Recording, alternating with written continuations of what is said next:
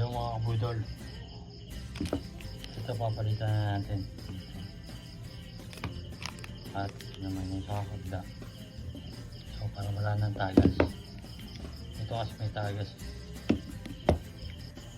Ito yung bago. At ito yung pinalitan. At nakita nyo, may alignment na dito. Kaya para may tagas na. Samantalang yung bago, wala pa. Para itong luma. Yun.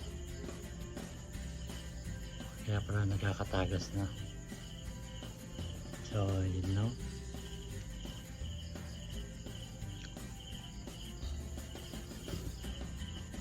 Salpak lang.